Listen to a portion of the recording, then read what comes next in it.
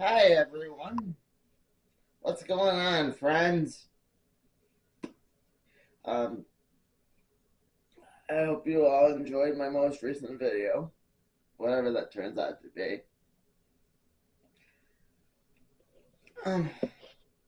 Thought I'd talk about Spider-Boy 15, Hornsby and Halo, number 2, and Challengers the Unknown, number 1. And also some question in there, number 3. Why? First, you're probably wondering, why is this in the Spawn playlist? None of those books are Spawn. Well, the answer, I think Hornsby and Halo was intended to be in the Spawn universe. Gotta pick this up.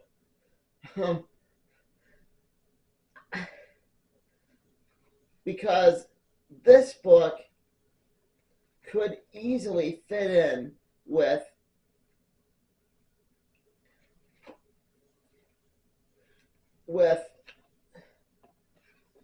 what's going on in the Spawn universe currently, now that there's a vacancy in Hell. The vacancy looks like it's gonna be a big thing in Spawn. I think it would be a big thing here too.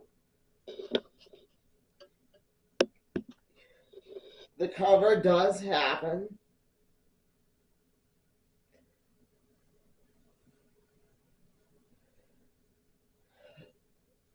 But you get a lot of cooler moments too. You get them fighting bikers. You get them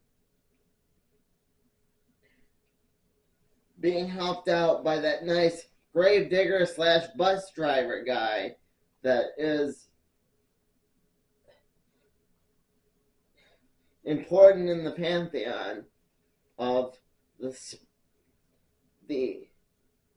Spawn adjacent world of Hornsby and Halo. And yes, it's Spawn adjacent because no, it's not officially in the Spawn universe, but it's by Image. You can't tell me this book was not pitched as what if we put this in the Spawn universe originally before it was turned into Ghost Machine. That's just my little tinfoil hat theory there.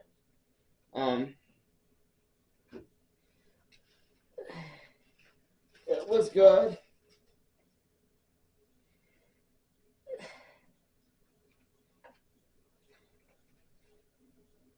I'll give it a 3. What I would have done to make it better? Well, I'll save that till the end of the video.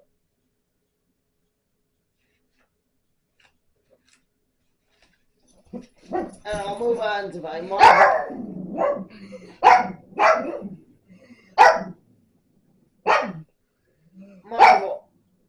book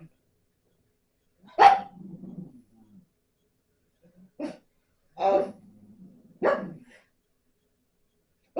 the week, Spider-Boy, because I've been dying to talk about this one.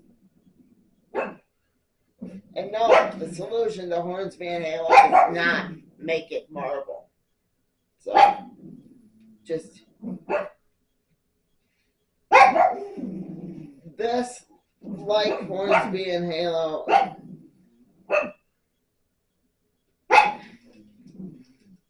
and Come here. Shazam 2 suffers from the same problem where they're writing kid characters, but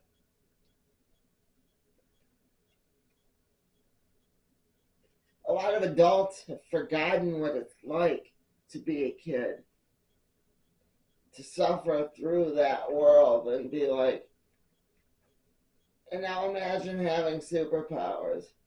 I mean, I like that they're incorporating Bailey's mom, but they want you to believe at the end of this one, for example, they're going to kill off Bailey Briggs, a brand new character that they just brought in. That's a kid.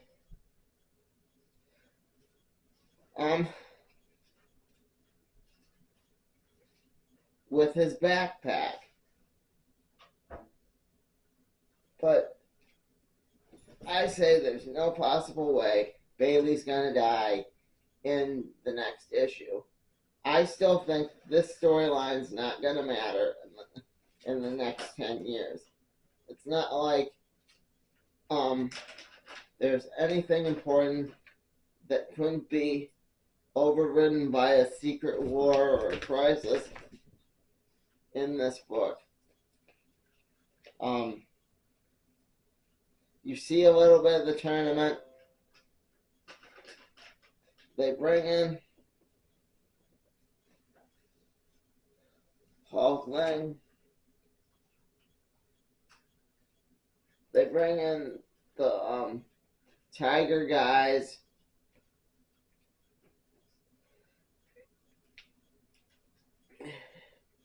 It's just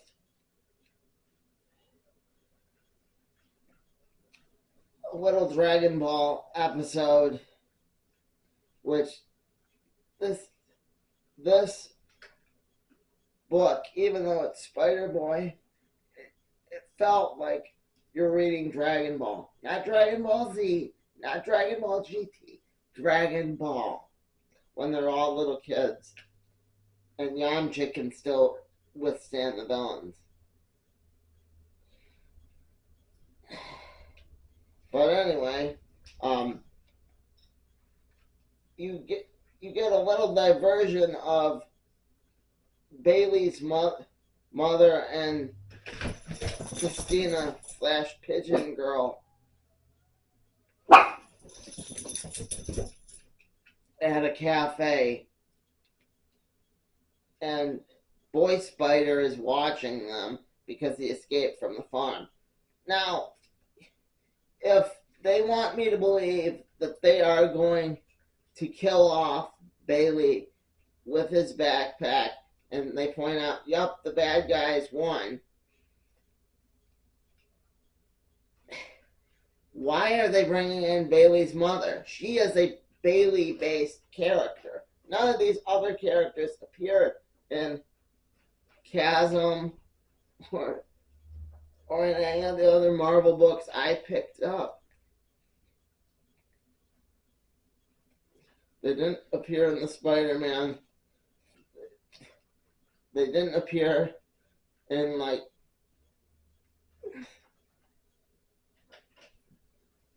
the future Spider-Man. The Bailey characters haven't been used. Although I'd like them to be, they haven't been.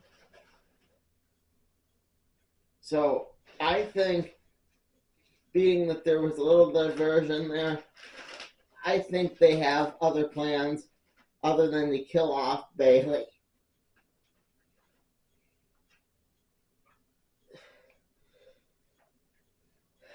This book felt very much like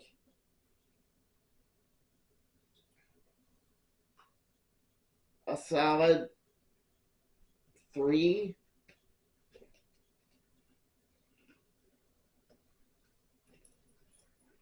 Because I don't like when they treat us readers like we're stupid. You know, the reader is not a stupid person. You have to assume your readers are educated. In Hornsby and Halo, at least they treat the Image audience as if they were somewhat educated, and they aren't afraid to show that not every relationship is as fortunate as Bailey Briggs and his mother. they show that Halo's mom and dad couldn't give two figs about him during that earthquake. They show that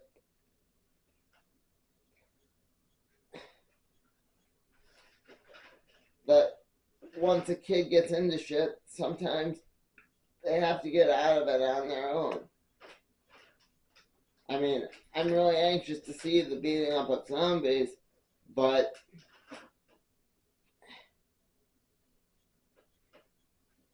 I I think Hornsby and Halo would benefit from their being officially in the Spawn universe. So when Ghost Machine tanks, if it ever does, they could just bring in that to there. I said my random Hornsby and Halo thing. Whereas Bailey feels like he just exists on his own in his own little marble bubble, and it's like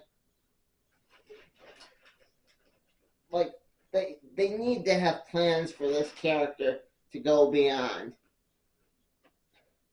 As a fan of time travel, like I've said before, show me the future for Bailey Briggs.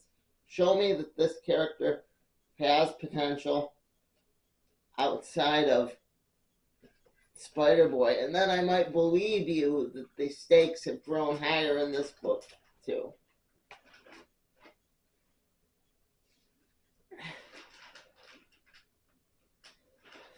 Yeah.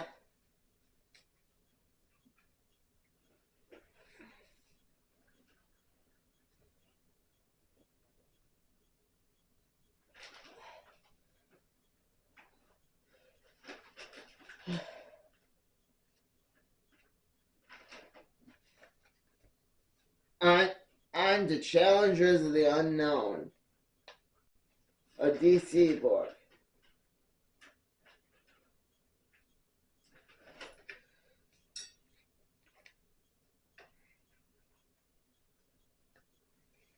Hornsby and Halo gets a higher score than Spider-Boy.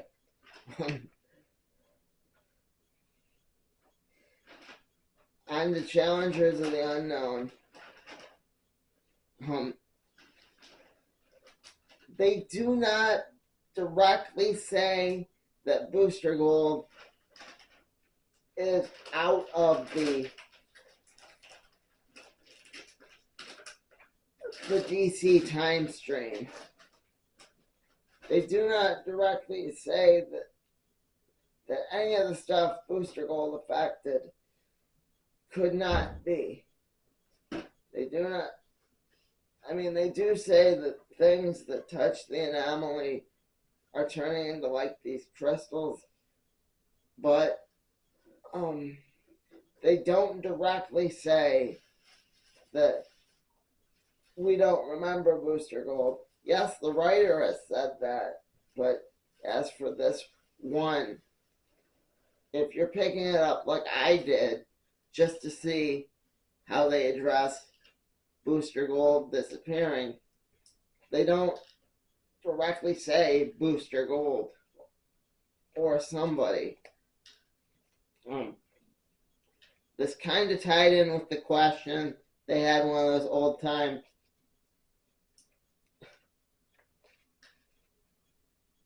answered in the question parts 1 and 2 type things, the asides.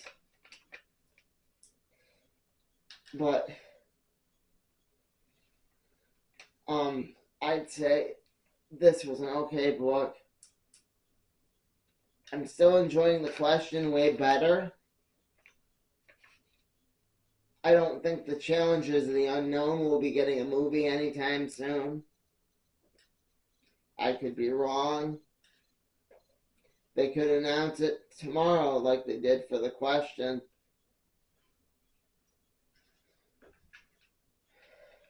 But I mean, I still think if they're going to have a time anomaly mystery, which I still think they're doing, they should directly say they could have Rip Hunter show up. They could address why there was a second evil Rip Hunter in that Stargirl series that was keeping everybody.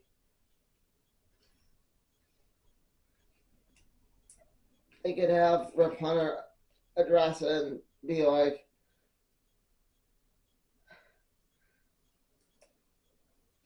oh,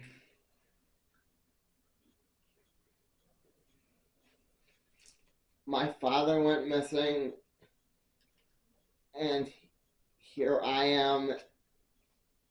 I'm barely holding it together.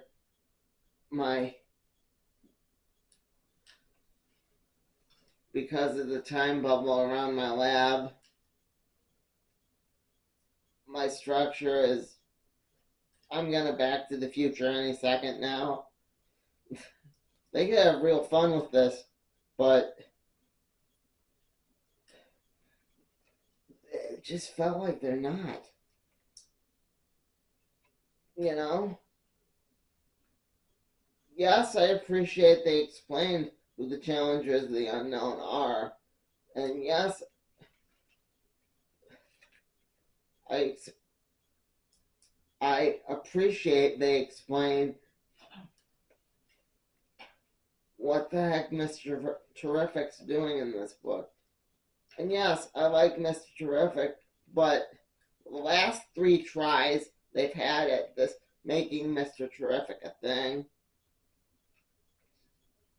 he never could hold his own book. Back when it was the Terrifics, which that's who they're fighting against again, if I'm right. The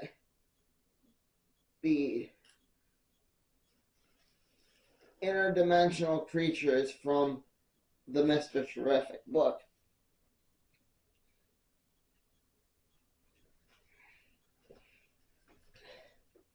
But he could never hold, the plot didn't hold when it was just Mr. Terrific. What makes them think that the challengers of the unknown can hold their own book with Mr. Terrific in it? I mean, Mr. Terrific's a great character. I like him, but I don't know.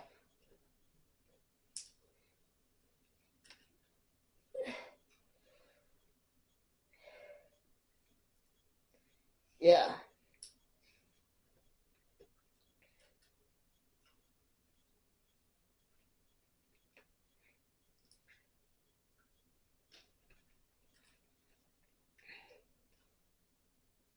Okay.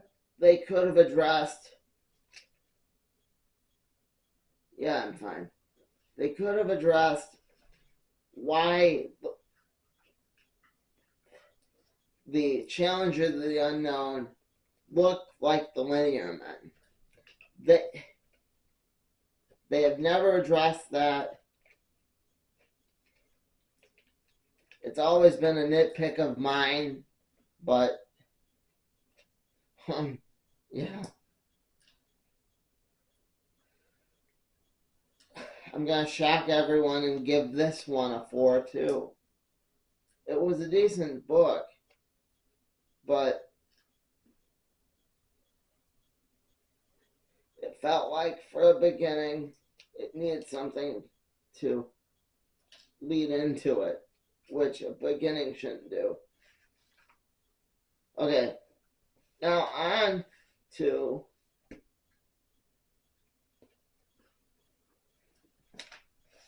where's the question? Mom, stop the camera for a minute.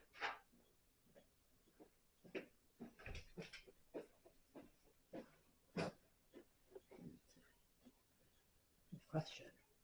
Thank you. You're welcome. Okay, this ties in with the challenges of the unknown, the time anomaly, that whole thing. What?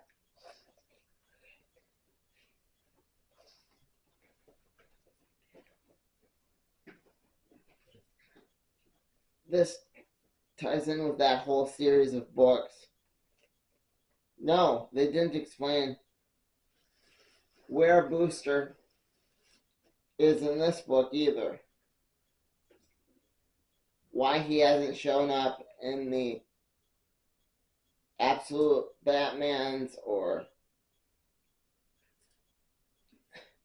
the Absolute Wonder Womans or any of the Absolute Universe. Is he like in between? We don't know. But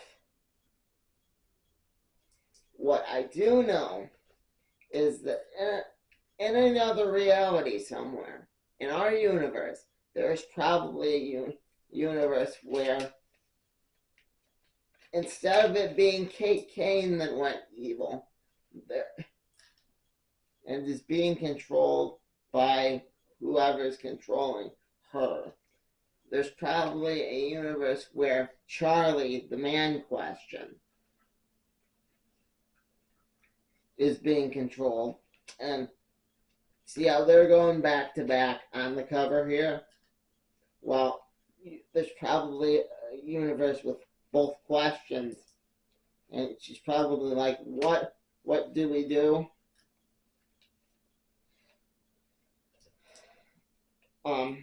But alas, this isn't that better book. They want you to believe Ted Kord's dead again. They want you to believe Jamie Rise is in any kind of danger.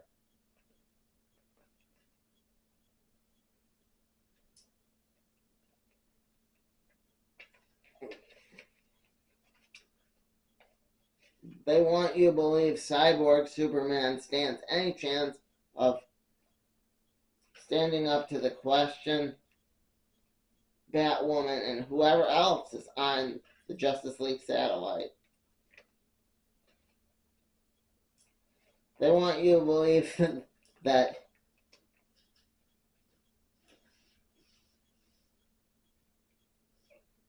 they're going to kill off the question right after they announce a question movie. And this book doesn't pull any of that off. I enjoyed it, but again, you can't expect me to believe there are going to be high stakes. And you just announced a movie with the question in it. And to make that movie better, you should be going with the time anomaly plot that is going on throughout the book so far. Not this. I think this book deserves a better villain than the Eradicator and Cyborg Superman, which I don't know why Cyborg Superman. This book is very, very good. I enjoyed it. A lot of people have been complaining about it just being another Superman villain. Well, I have a fix for that. Make another new villain. Make one just for the question. Make, I don't know, Evil Wave Rider.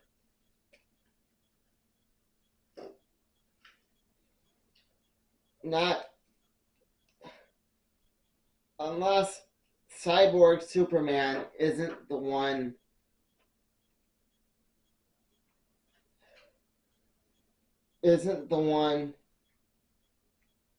controlling all the heroes. It's some other guy. In which case, why why do you even want us to believe that Cyborg Superman is the main villain?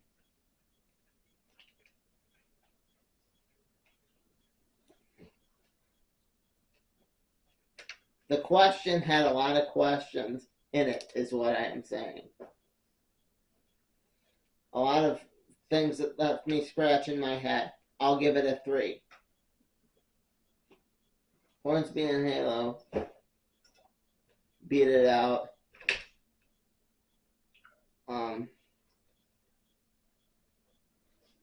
The Challengers of the Unknown could have showed up in this. They could have shown any care for their teammate whatsoever, but they did not. So,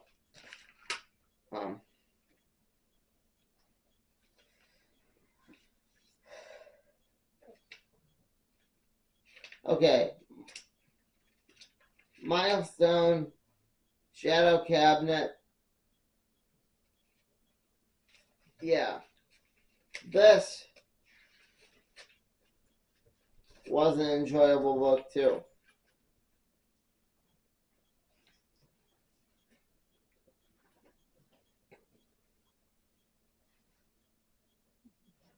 Mom felt it was a bit of a large fight scene.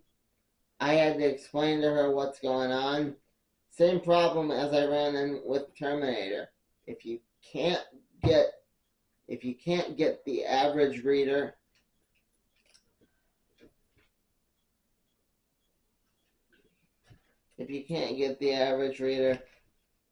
but I think it's cool. Even the question had that page explaining what was going on. I enjoyed the Milestone book, but that was my one issue with this one. I mean, I enjoyed the fact that Dharma hasn't tapped into his full power yet. They haven't explained who Elva's daughter is.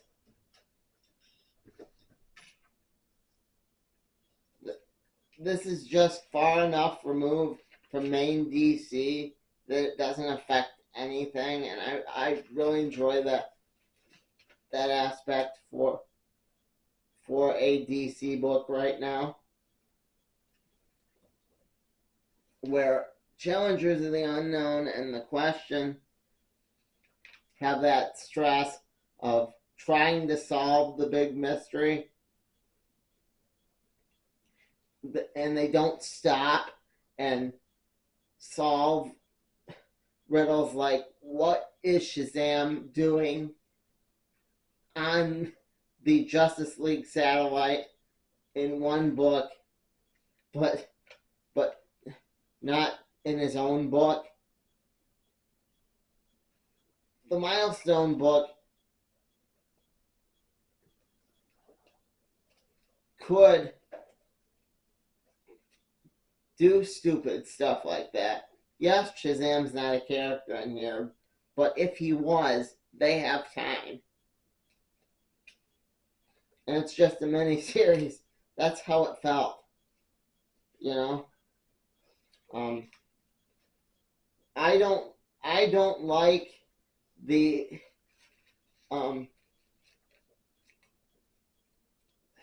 Blood Syndicate, so it's kind of good to see them get trashed.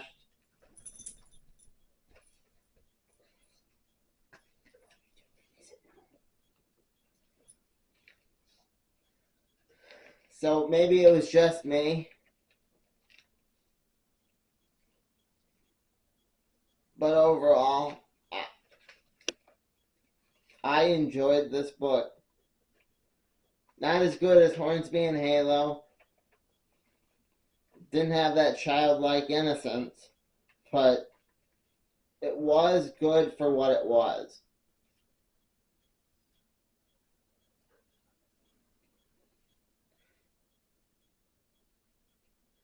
Yeah. That's all I have to say. I mean, it's it's been a while since I've read it, but from what I remember last week, it was, yeah,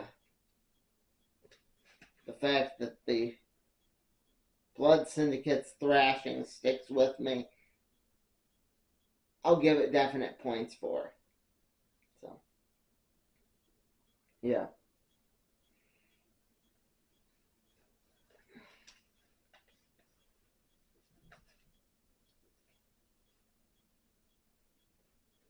Nothing was perfect this week, but sometimes nothing ever has to be. I've been Bob. This has been The Other World According to Bob. Like, comment, please share, subscribe. I've been Bob. This is Bob House. Okay. So